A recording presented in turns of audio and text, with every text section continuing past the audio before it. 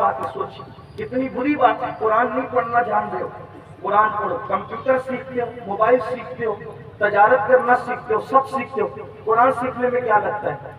3 مہینے اگر کسی اچھے حافظ قرآن کے ساتھ بیٹھ جاؤ، 5 پارے صحیح سے پڑھا دے تو 25 پارے تم خود ہی سے پڑھ سکتے ہو۔ اس لیے قرآن پڑھنا سیکھو اور اپنی اولاد کو اتنا علم سکھاؤ جتنا علم ایک مسلمان کو سیکھنا فرض ہے، جتنا علم ایک مسلمان کے لیے سیکھنا فرض ہے۔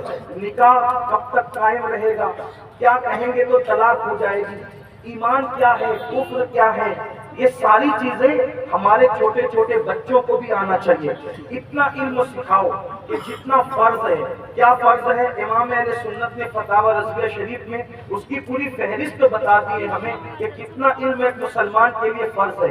اتنا ہر مسلمان کے بچے کو علم ہونا چاہیے کہ اگر نماز کا وقت ہو جائے تو ہمارا ہر بچہ امامت کر سکے، مصلی پہ کھڑا ہو سکے۔ لیکن اب تو حالات یہ ہے کہ نکاح کی تقریب میں اگر کلمہ پڑھاؤ تو میں تو یہ کرتا ہوں کہ مائک اپنے ہاتھ میں لے کے دولہا کو بغیر مائک کے پڑھاتا ہوں، کیونکہ مجھے لگتا ہے کہ ہزاروں کے مجمع میں اس کو مائک دوں گا تو یہ اپنے باپ کی اور اپنے خاندان کی بے عزتی کر بیٹھے گا، کیونکہ اس کو کلمہ پڑھنا نہیں آئے گا۔ تو میں مائک اپنے منہ کے قریب کرتا ہوں، اس کو بغیر مائک کے رکھتا ہوں، کیونکہ نکاح کے وقت ان کو صحیح کلمہ پڑھنا نہیں آتا۔ میں سوچتا ہوں حیرت کی بات ہے، ہنسنے کی بات ہے، کتنے افسوس کی بات ہے جو شادی کے خوشی کے موقع پر قاضی کے پڑھانے سے کلمہ نہ پڑھ سکے۔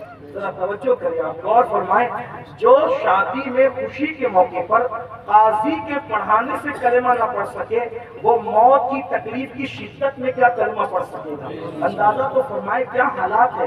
تو اس لیے اپنے بچوں کو سب سکھایا، دین سکھائیے، اور جو مدرسے، جو علماء دین کی خدمت کر رہے ہیں، علم کی خدمت کر رہے ہیں، تعلیم کی خدمت کر رہے ہیں، ان کا ساتھ دو، ان کی مدد کرو، اور اللہ اکبر، رسومات پر پیسے خرچ کرنے کی بجائے دینی اداروں پر پیسے خرچ کرو۔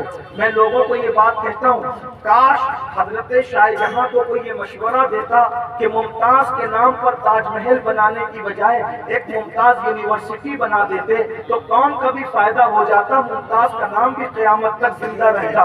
تو جو غلطیاں آپ کے باپ داداؤں نے کی نا، وہ آپ نہ کریں۔ میں نے کل کی مجلس میں بھی یہ بات کہی کہ 2 کروڑ کا مسجد کا مینار تعمیر مت کرو، وہ 2 کروڑ کا اچھا ادارہ تعمیر کرو، اچھا اسکول تعمیر کرو، اچھا مدرسہ تعمیر کرو۔